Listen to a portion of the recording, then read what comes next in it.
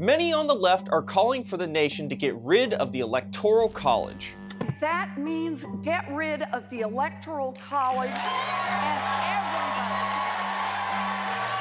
everybody. And it appears that numerous members of the media support this notion. Unfortunately, progressives and their media allies have waged a disinformation campaign to bury the intentions of the founders, or distort the founders' views on an institution vital to the Republic. Detractors have absurdly connected the Electoral College to racism and slavery.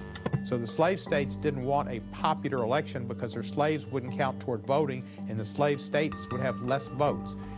This is all conceived in sin and in perpetuating slavery on the American people and on the African American people directly.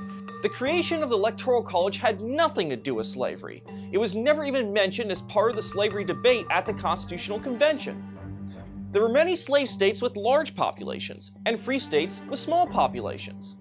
And it was the Electoral College that allowed Abraham Lincoln, the great emancipator, to become president with only 39% of the national popular vote, a mere plurality.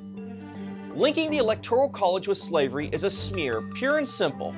Of course, in attacking the Electoral College, CNN chose the path of sheer dishonesty by insinuating that James Madison, a man often referred to as the father of the Constitution, called the institution evil. The biggest controversy was the winner-take-all structure. James Madison, not a fan. He even called it evil at its maximum.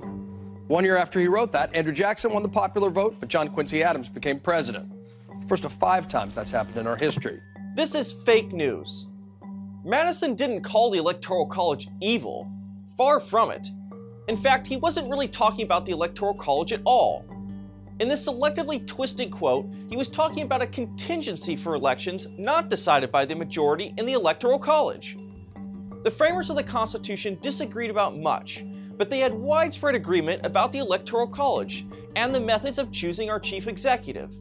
Alexander Hamilton, who worked with Madison on the Federalist Papers, wrote in Federalist 68 that if the Electoral College wasn't perfect, it was at least excellent.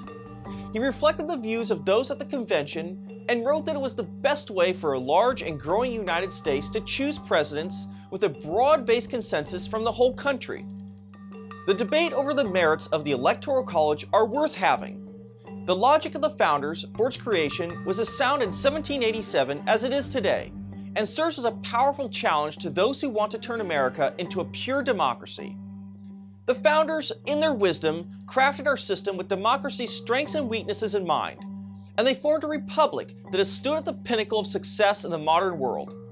It is particularly shameful for CNN and others in the media to promote outright distortions about an institution that has worked so effectively for over 2 centuries.